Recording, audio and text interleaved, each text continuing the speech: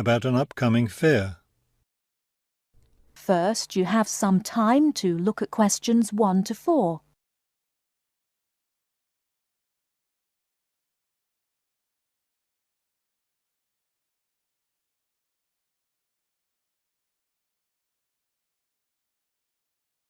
Now we shall begin. You should answer the questions as you listen, because you will not hear the recording a second time. Listen carefully and answer questions 1 to 4.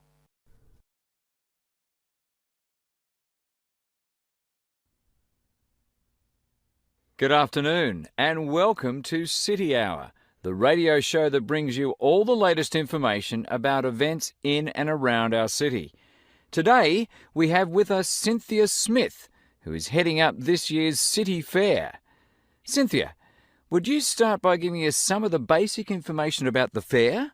Where will it take place this year? I'm glad you asked that question because I know most people will be expecting the fair to be at the fairgrounds as usual, but we've had to change the location this year due to some construction work. You know, they're building the new high school in that neighbourhood and they've been using the fairgrounds as a place to store construction materials. So we've moved the fair to City Park, which I think is a wonderful location. Yes, that will be a great place for the fair. I understand that the fair begins on Friday morning with a special opening event. Actually, it won't begin until that evening, but you're right about the special event. Traditionally, we've begun with a parade, but this year our opening event will be a special dance performance. And the most exciting part is that the mayor will be one of the dancers. The mayor is a woman of many talents. Cynthia, could you tell our listeners about the price of admission? What will it cost to attend the fair? We're trying to keep the price down as much as possible. A 3-day pass is just $25, or you can buy a Saturday or Sunday only pass for $15. The opening event on Friday, the dance performance, doesn't cost anything to attend, and we're hoping a lot of people will come to watch that.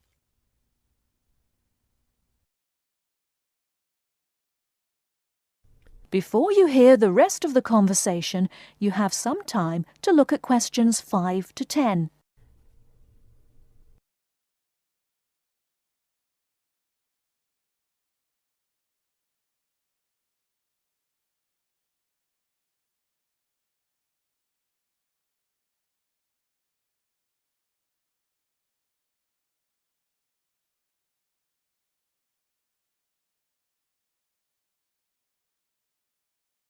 Now listen and answer questions 5 to 10.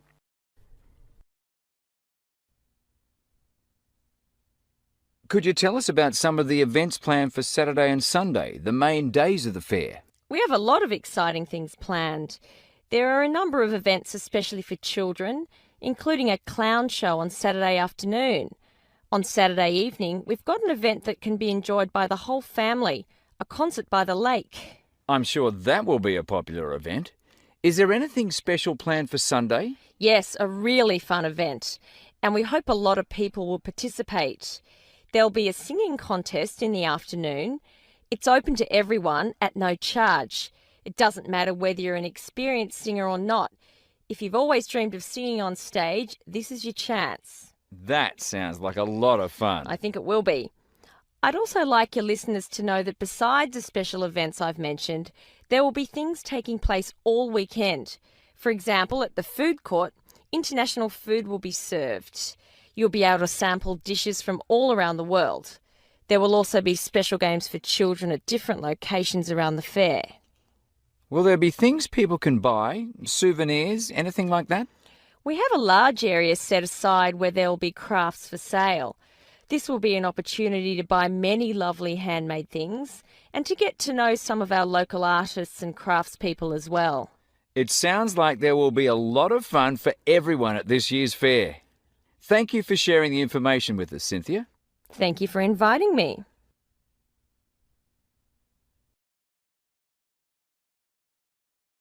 That is the end of part 1. You now have half a minute to check your answers.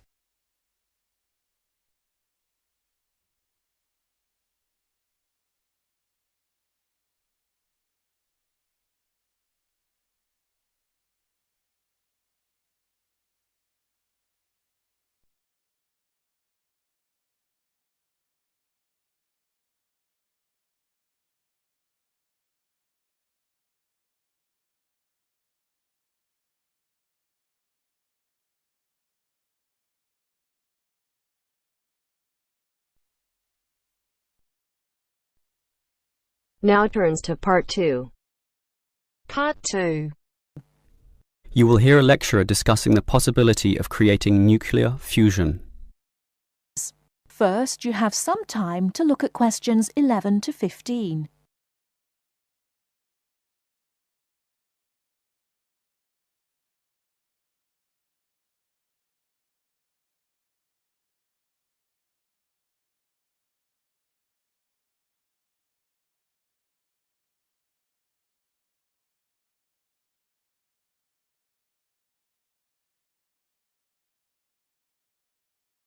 Now, listen carefully and answer questions 11 to 15. We look at the sun, a huge ball streaming out essentially limitless energy into space, and we think about how we need that energy here on Earth. Our oil reserves are running out, coal burning causes much pollution, and nuclear energy has many dangers.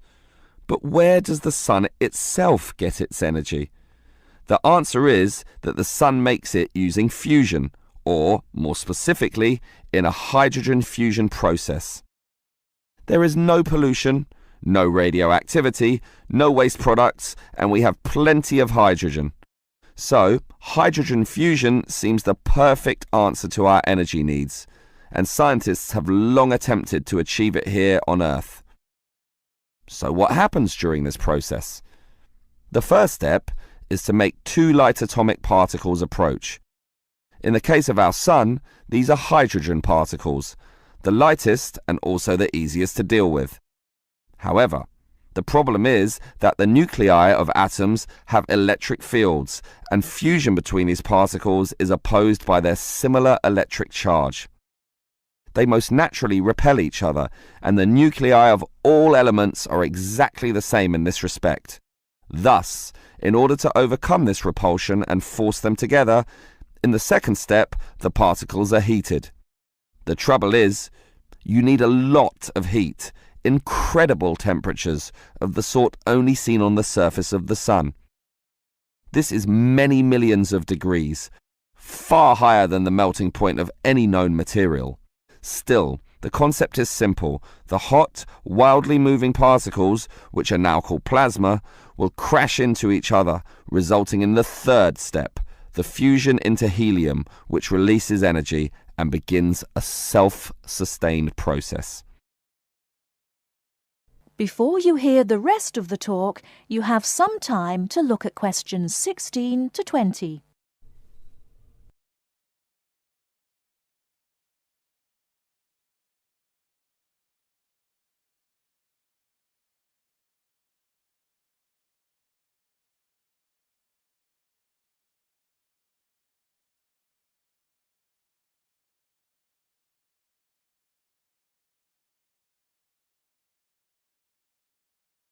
Now listen and answer questions 16 to 20. So, we know how fusion works. Thus, the big question is, can we create it here on Earth? We actually have the technology to superheat hydrogen into plasma, but no container on Earth can deal with those temperatures. Thus, we need to confine this superheated material so that it doesn't touch anything. For that, we need a special reactor, and most research has focused on an apparatus known as a tokamak system. That's Tokamak, an acronym from some Russian words meaning toroidal chamber with magnetic field. It's an apt name, since a very powerful magnetic field is used to confine and suspend the superhot plasma in the air so that it doesn't touch anything. This is possible only because this plasma has an electric charge, which interacts with the magnetic field. Of course, the walls of the fusion vessel will still get hot, very hot, and to avoid being melted, they must be cooled with a cryogenic system to intensely low temperatures. But now we are faced with the second problem. If we are to draw power from this system, the reaction must be continuous and controllable. However, when fusion begins, the plasma becomes unstable, and at these temperatures, that is a very serious situation. If we lose control, a disaster could result. Despite the obstacles, in 2010, a European device managed some success, but needed far more power to generate the fusion reaction than that produced from the fusion itself. Obviously then, it was not useful as a power source. More to the point, this system could only sustain a fusion reaction for a fraction of a second, yet, to self-sustain, the fusion needs to run for at least 10 seconds. And the future looks bleak. Unfortunately, most scientists predict that many decades will have to pass before fusion power can become a practical reality. That is the end of part 2.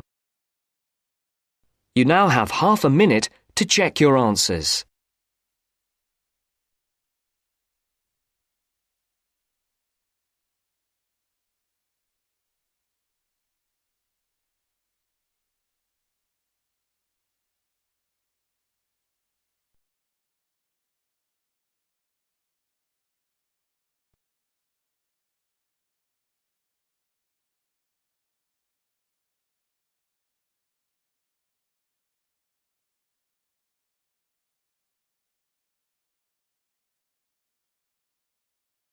Now turns to part 3. Part 3. You'll hear a tutor and a student discussing transport. First, you have some time to look at questions 21 to 25.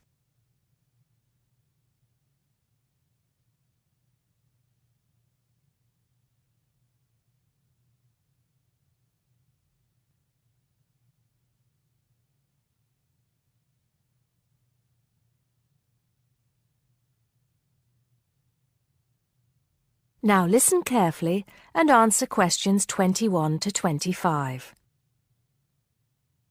Come in, John, come in. How's the paper going? Morning, Mr. Taylor. Pretty well, actually. Good, good. It's not all about bicycles, is it? I know you've got a thing about bicycles. Yes, but that's just... There are other ways to get around town, you know. Yes, I know, and I think I've researched pretty well all of them. Right then. So your paper's about urban transport in London, eh? Not just London, but that is going to be the focus.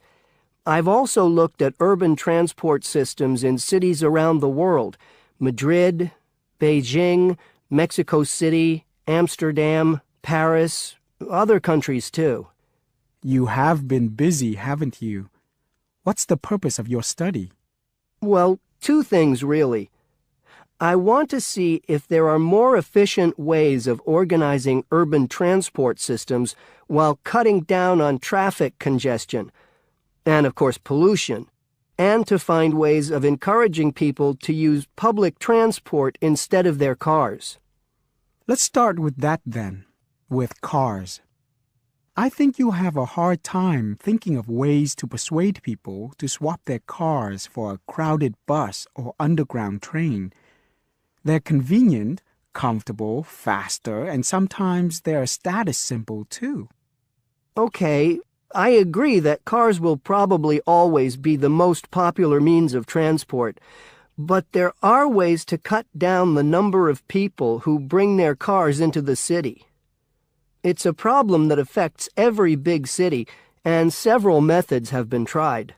I know, as I've found to my cost. When I go into London, which I do 2 or 3 times a week, I have to pay £5 to get into the city centre. Has your research thrown up any more places where they do this? Oh, yes. Apart from London, there's Oslo, Stockholm, Singapore. Now, there, in Singapore, they've got it really organized.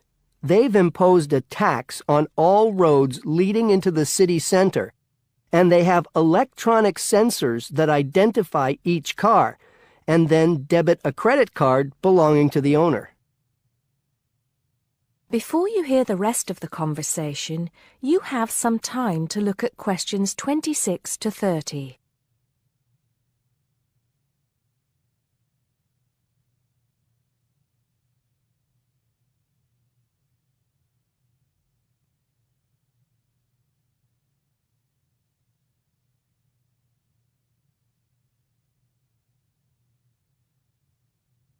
Now listen and answer questions 26 to 30. And other cities, instead of charging motorists to come into the city center, have tried other measures. Such as? Well, in Athens, cars are only allowed to go into the city center on alternate days, depending on their license plate number. In Bogota and some other Latin American cities, such as Quito and Sao Paulo, they've developed what is called a BRT system. A what? A BRT system, a bus rapid transit system.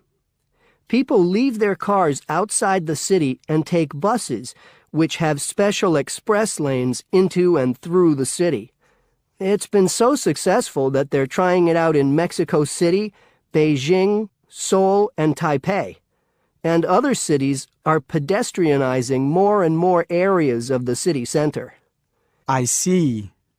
How have these measures affected traffic congestion and pollution levels? In most cases, it has led to a reduction in the number of cars entering the city center.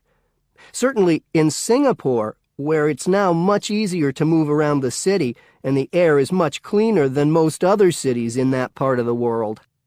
London too, I believe. I can give some facts and figures if you like. Please do. In the first year after the tax was introduced, the number of people using buses to get to the city center rose by 38%. Really? 38%? Incredible! Yes, and the number of cars entering central London dropped by about 18%. There's more. The number of people using bicycles and mopeds went up 17%. I knew we'd get to bicycles at some point. Well, yes. In the city, the bicycle has a lot going for it. You can avoid traffic jams, there are no parking problems, they don't pollute, they're cheap to run, and they don't cost very much. Oh, and here's another fact for you. You can fit 20 bicycles in the space needed to park one car. Well, I never. But I can't see it catching on. Besides, we seem to be getting off the point. Not at all. China, Japan, and Holland have all integrated bicycles into their urban transport systems.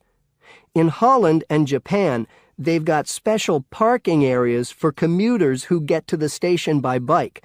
And Japan has even built multi-story parking facilities for bikes close to railway stations. Then look at America. In New York, delivery services use bicycles because they can deliver messages and small parcels far more quickly and at much lower cost than cars or vans. Even the police use bicycles. In fact, in about 80% of the towns in America where the population is around 500,000, the police regularly patrol on bicycles. And they have proved to be effective because they can reach the scene of an accident or crime faster and more quietly than officers in patrol cars, making a lot more arrests per officer. Well, you do know your bicycles, don't you? But I do need to hear more about the public transport system and what's to be done about that. And I'd like you to look a bit more into the economics of it, how much it will cost to improve the situation, and so on. Okay? Right. See you next Tuesday. Yes, next Tuesday. Bye, Mr. Taylor.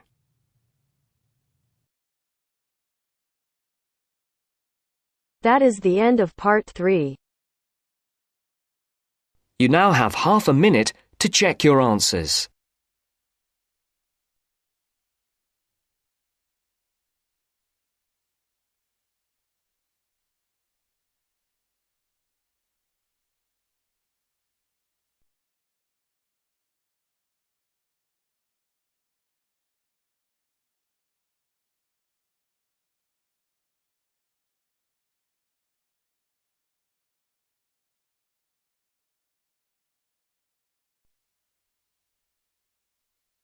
Now turns to part 4. Part 4. You will hear a lecture about sports. First, you have some time to look at questions 31 to 40.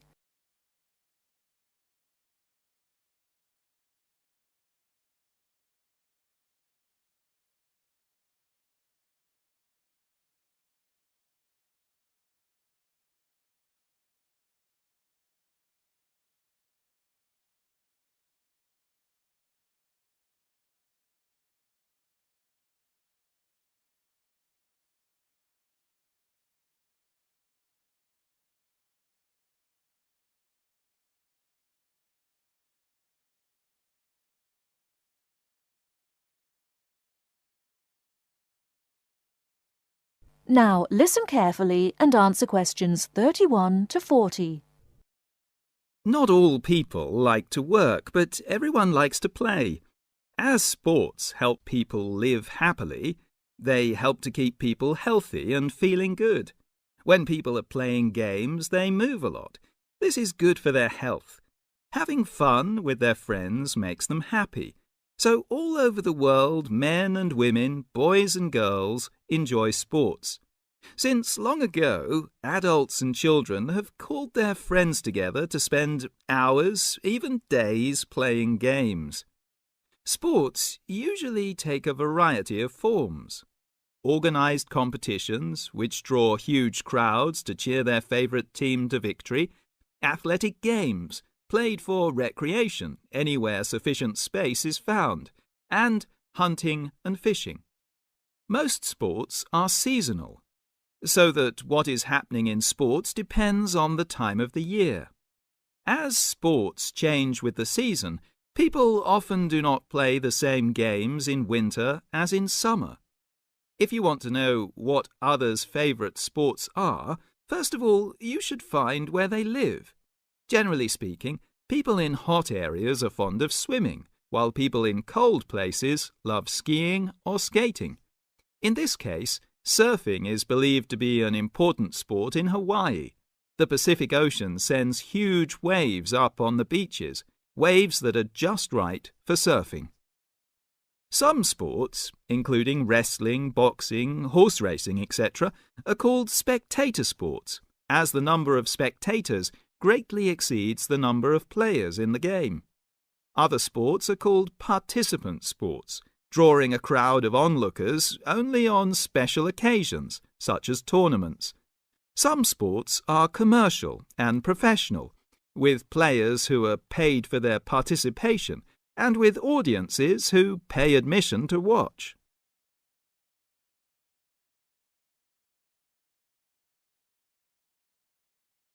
That is the end of part 4. You now have half a minute to check your answers. Hey!